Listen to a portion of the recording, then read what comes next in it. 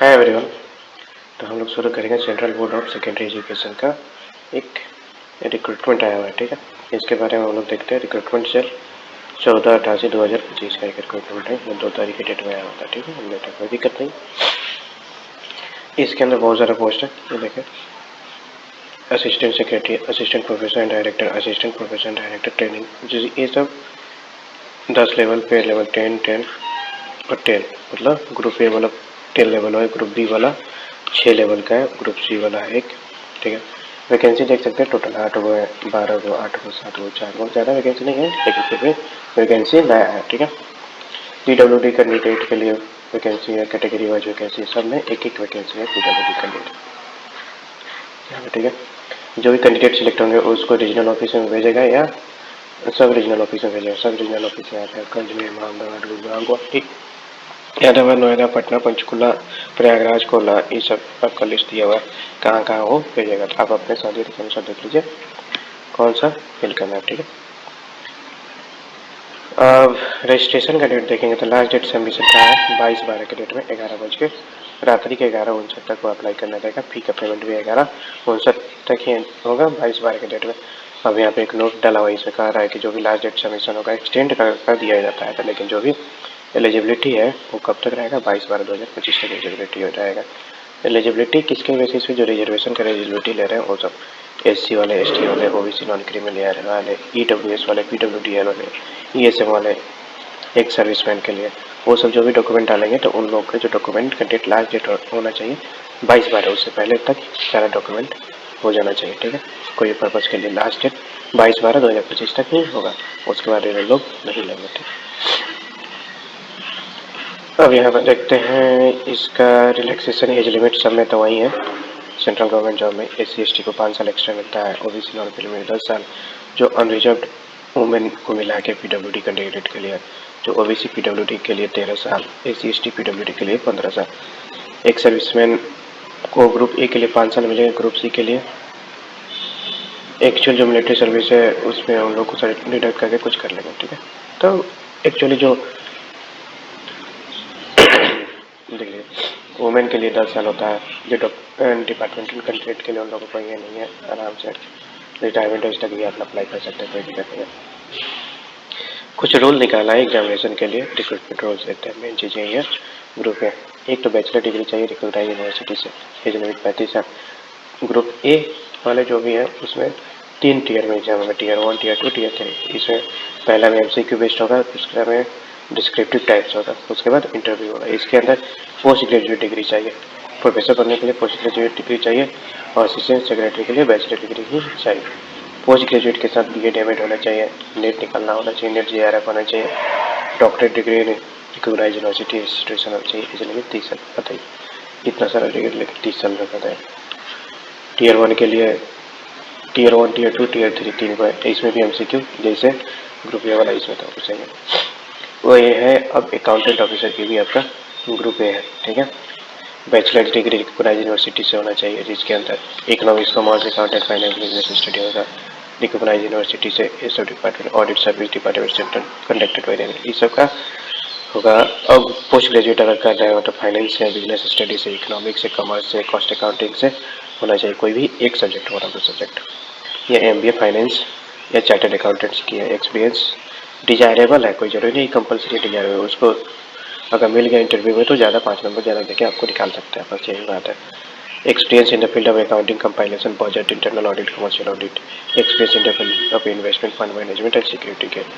Age limit 35 साल होना। इसमें भी 3 को टीयर रिक्रूटमेंट का स्टेज है, Tier 1, Tier 2, इसमें भी MCQ होगा, ऑब्जेक्टिव होगा, डिस्क्रिप्टिव टाइप होगा, इंटरव्यू होगा।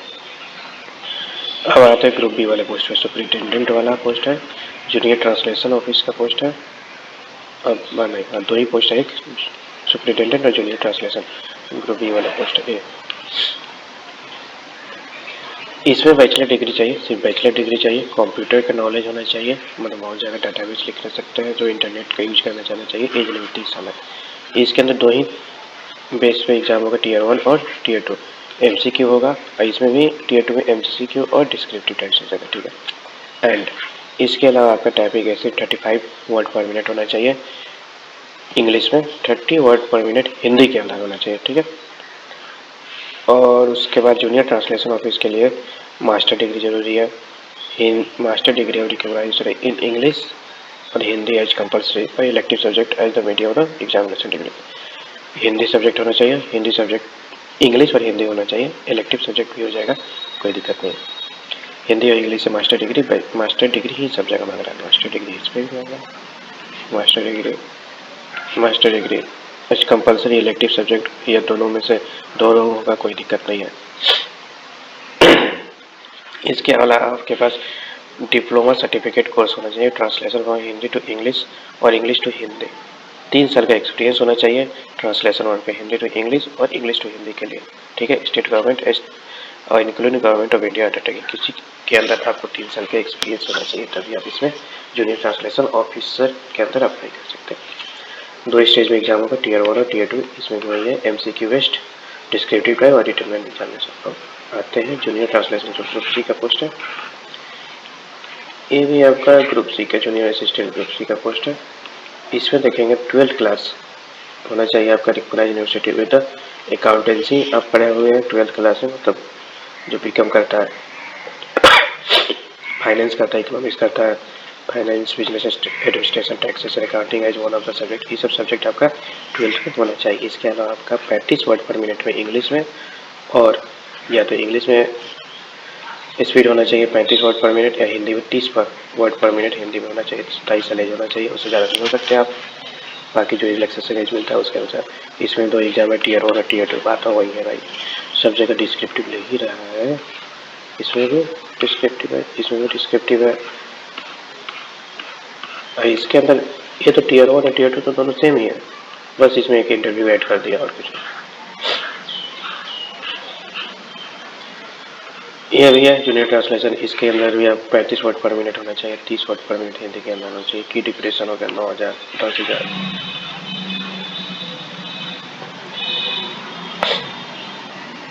देखो यहाँ पे लिखा हुआ है कैंडिडेट हैविंग डिजायरेबल क्वालिफिकेशन, मतलब जो डिजायरेबल मांग रहा है उसमें अगर उसको डिजायरेबल क्वालिफिकेशन अगर मिल रहा है, इक्विवेलेंट मिल रहा है, एडिशनल पॉइंट और मार्क्स इंटरव्यू के स्टेज में उसको दे देगा। Restricted to 6 as given below, total 30 marks allotted for the interview, जिसके अंदर 6 वो दे देगा, ठीक है। अगर BEd यू करे 3 मार्क्स, हाँ आप देखिए, अगर BEd एमएड किया तो 3 मार्क्स मिलेगा, नेट सेलेक्ट किया तो 3 मार्क्स, नेट JRF किया तो 4 मार्क्स, PhD किया तो 5 marks, net select plus PhD, net select PhD किया तो 6 मार्क्स, BEd किया नेट सेलेक्ट PhD किया तो 9 मार्क्स आपको मिल जाएगा, सब जोड़ जाड़ के। ये आपको क्लियरिफाई कर दी, बढ़िया किया है, कोई कन्फ्यूजन नहीं है।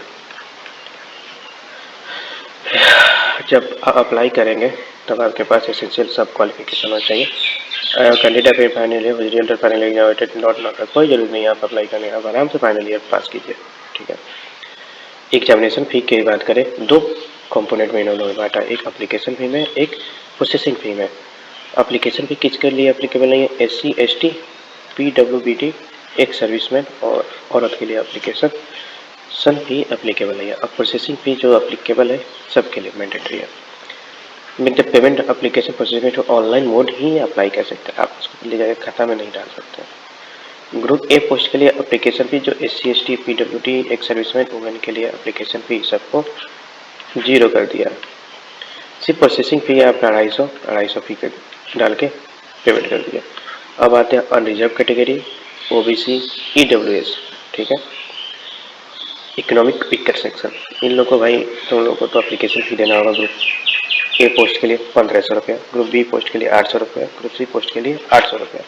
प्रोसेसिंग फी तो सबका सेम है 250, तो आपका पूरा टोटल हो जाता है 1750 रुपया, 1050 रुपया, 1050 रुपया। साइबर से भराइएगा तो इसमें 200 या 100 ऐड कर लीजिए, मतलब टोटल आपको 2000 रुपया लग जाएगा ग्रुप ए पोस्ट के लिए। एप्लीकेशन बिना the prescribe will not be entertained, उसके अलावा कोई एंटरटेन नहीं किया जाता है तो उसको रिजेक्ट माना जाएगा। कोई भी यहाँ बोला है money order, demand draft, IP etcetera, ये सब खारिज कर देते हैं, इसको कोई जरूरी नहीं है। यानी tax bank charge written by the candidate, कोई भी बैंक चार्ज होगा 18% GST आप ही को पेमेंट करना पड़ेगा। पेमेंट कर लेगा वो, sorry, credit card, receipt, candidate required online application, ये सब। अब टाइप्स ऑफ एग्जामिनेशन की बात करें, असिस्टेंट सेक्रेटरी वाला पोस्ट है जो ग्रुप 10 लेवल 10 का था, पोस्ट, ठीक है। उसमें कितना शिफ्ट है यहाँ पे? असिस्टेंट सेक्रेटरी टोटल 8 पोस्ट है, असिस्टेंट प्रोफेसर के लिए 12, 8 12 8 फिर 7।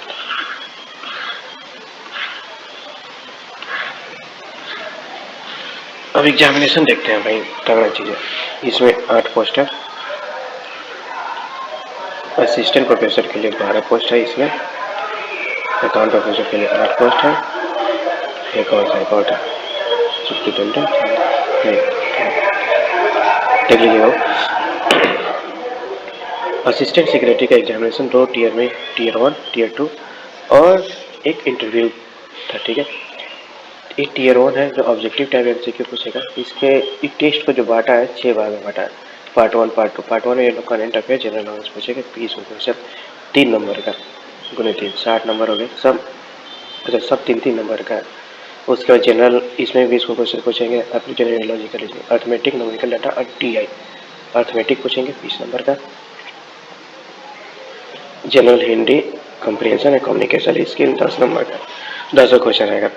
जनरल इंग्लिश जनरल हिंदी 10 को, जनरल इंग्लिश अच्छा लैंग्वेज पेपर तो मैंने आपका मान लिया है 10 क्वेश्चन, ठीक है। कंप्यूटर का नॉलेज रहेगा तो आपको 20 नंबर क्वेश्चन है, तो आप 20 को जनरल, मैथ वाला 20 को, अच्छा 20 ये सब क्वेश्चन दिया, जीके जीएस 20 को यहाँ पे कंप्यूटर के लिए 20 को पूछ दिया, टोटल 300 नंबर। ऑब्जेक्टिव टाइप जो टीयर 2 में है उसमें OMR बेस्ड, OMR बेस्ड है ये भाई। अच्छा ये भी OMR बेस्ड है, मतलब ऑफलाइन एग्जाम होगा, ठीक है। कंप्यूटर बेस्ड एग्जाम नहीं होगा, ये ऑफलाइन एग्जाम होगा। तो इसमें है आपका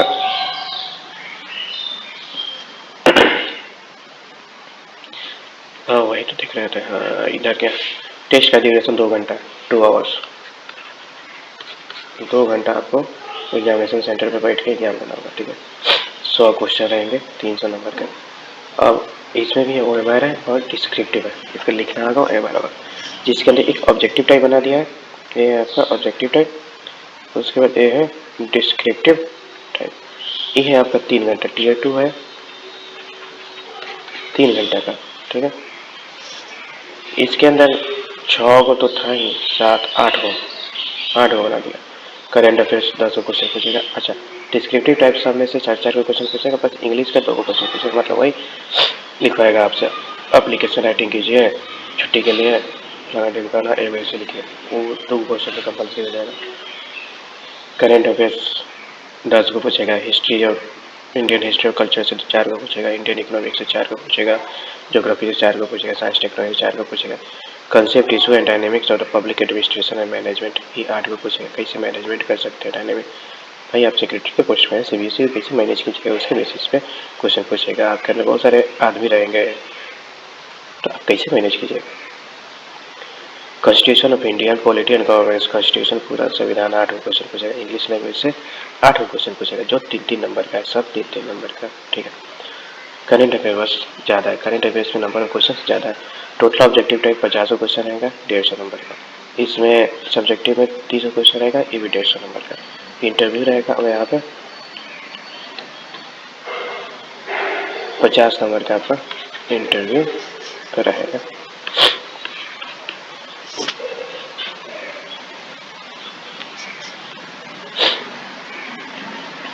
असिस्टेंट प्रोफेसर वाला भी वैसा ही है, objective type tier 1 MCQ based OMR based होगा, एग्जाम 2 घंटे का एग्जाम है। इसमें भी 100 क्वेश्चन रहेगा, 6 पार्ट वही है, सेम टू सेम है डिट्टो, लेकिन यहाँ पे एक चेंज हो गया, डिस्क्रिप्टिव चेंज्ड। असिस्टेंट प्रोफेसर के लिए करेंट अफेयर्स के लिए डिस्क्रिप्टिव भाई साहब डिस्क्रिप्टिव एकदम नहीं है, सिर्फ एक एजुकेशन सिस्टम के बारे में 6 को क्वेश्चन पूछेगा डिस्क्रिप्टिव में और 10 नंबर देगा, एक क्वेश्चन पे 10 नंबर तो 60 नंबर देगा, पूरे 10। करेंट अफेयर से 30 क्वेश्चन पूछेगा 30 नंबर का, एक नंबर का है तो ठीक है।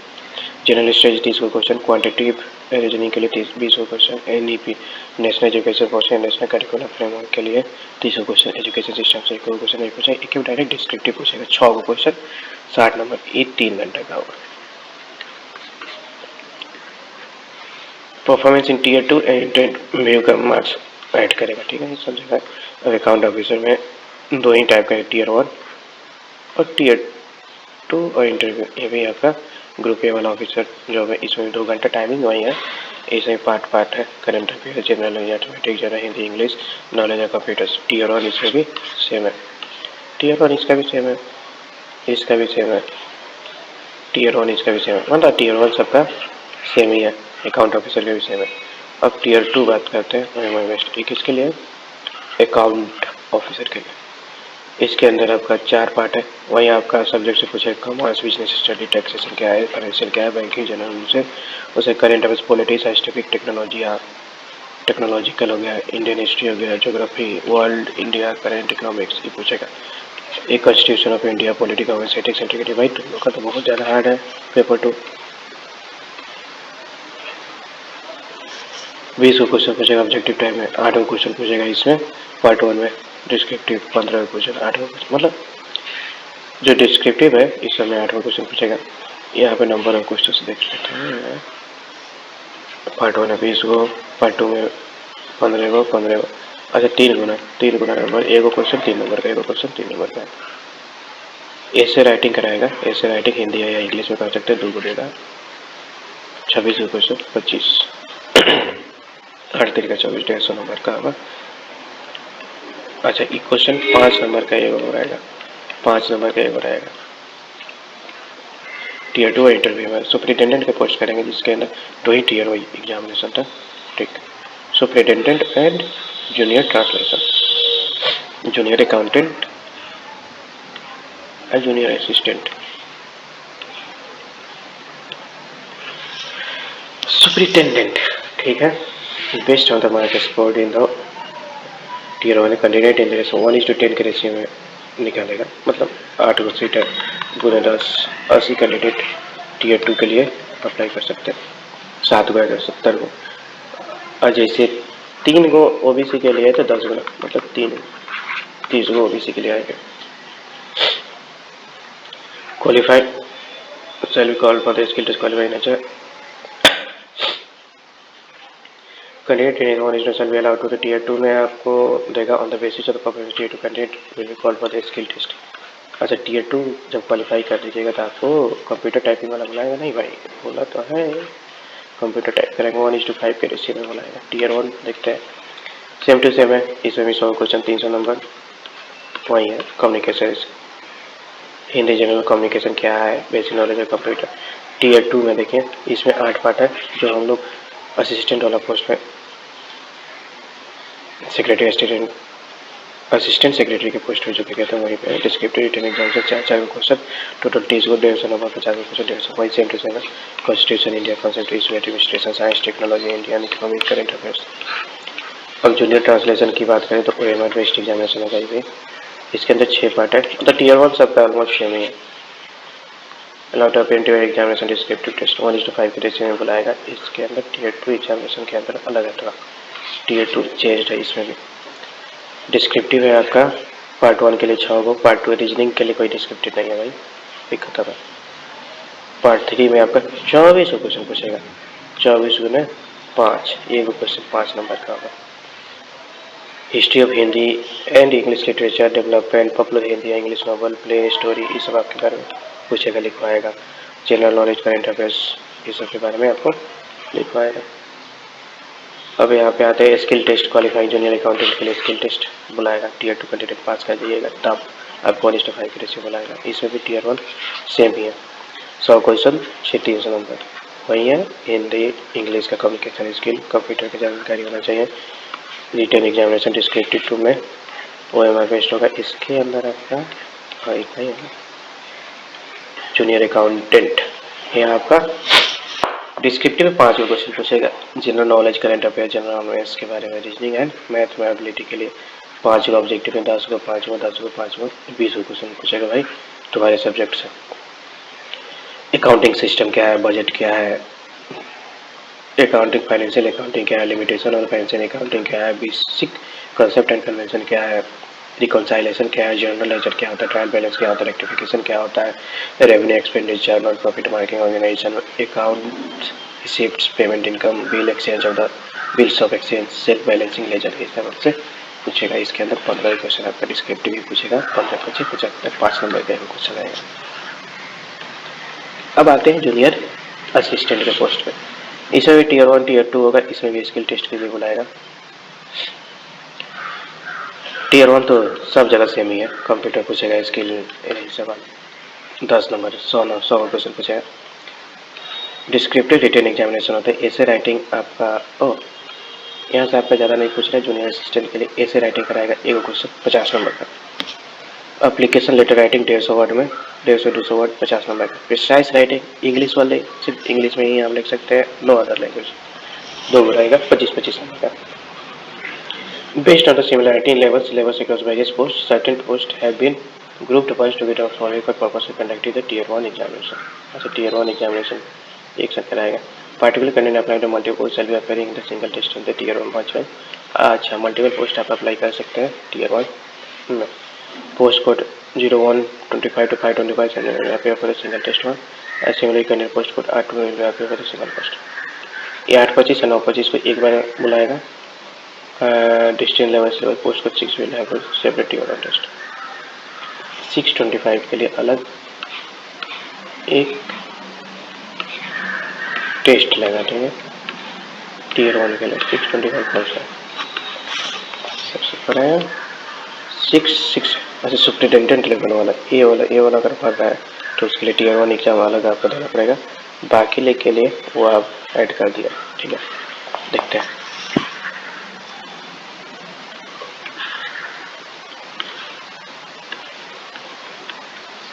एक से 5 तक एंड 7, 1 से 5 और 7 और 8 में 1 से 5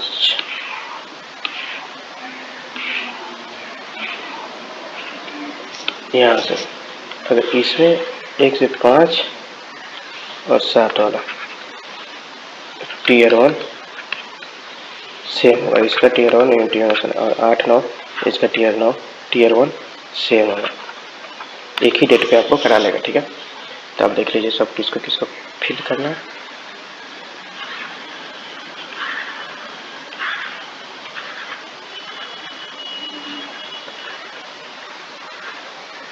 हाँ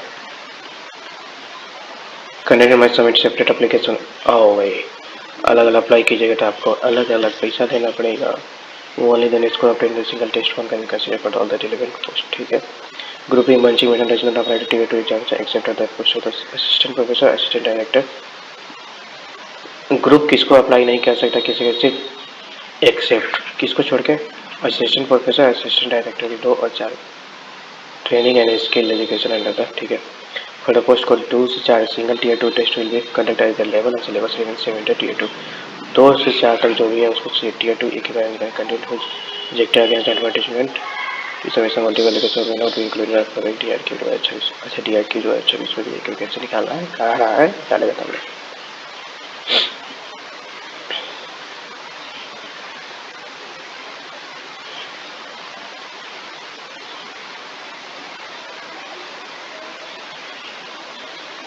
कह रहा है कि एक डिजाइन और मास कम्युनिकेशन के लिए एक आया था, बहुत कम कैंडिडेट था तो इसलिए वो लोग परीक्षा नहीं लिया, ठीक है।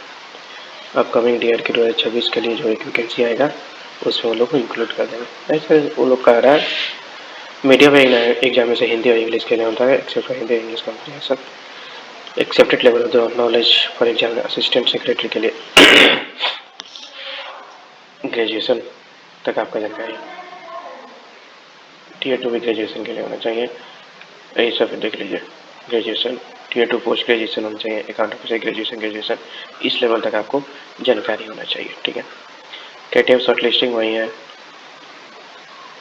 कट ऑफ मार्क्स 40 कैटेगरी में 5% cut off marks category tier 1 examination conduct tier 1 कौन से शहरों में कंडक्ट किया जाता है, ठीक है। लखनऊ, पटना, अजमेर, पुणे, पंचकुला, रायपुर, भिजवाड़ा,